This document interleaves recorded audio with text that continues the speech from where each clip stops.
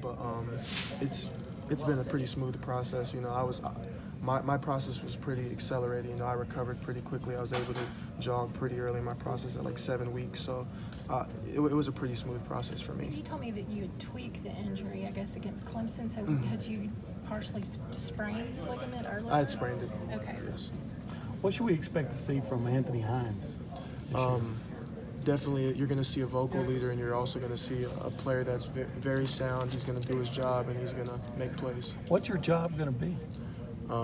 Just being the backer, being the backer, scraping sideline to sideline, also dropping in the coverage and giving guys a hard time. And you're going to be well backer?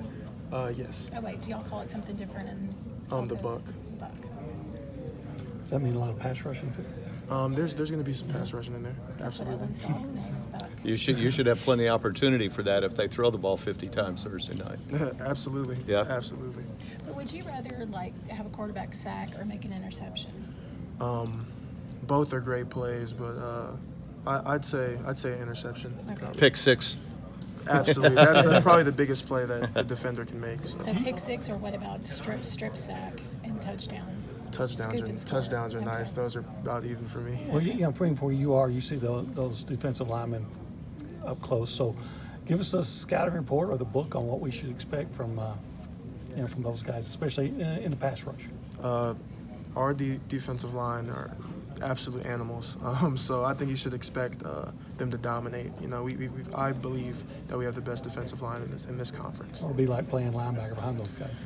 It should be pretty nice and pretty clean. I shouldn't have a lot of guys running up to block me. So I'm really happy about that. You feel this linebacker unit's got an awful lot of athleticism this season? Absolutely. Buddy and myself and a guy like Aaron Hansford, all of the young kids, we can all run. And that's really awesome to be able to drop into coverage and also run fit as well. How deep can y'all go? Would you have a linebacker rotation on a Thursday night game in late August, or? I'm not really aware as to what that would be at this point. That's a lot of guys this. I'll ask you too. So, what can you really learn about your team when you play an overmatch or opponent that appears to be overmatched like Texas State? We don't even look at it that way. We like to say we have the opponent is faceless, so we approach every single game like it's a national championship. The preparation for each week in, week out doesn't change. It's always just making sure we're on our assignments, on our game plan.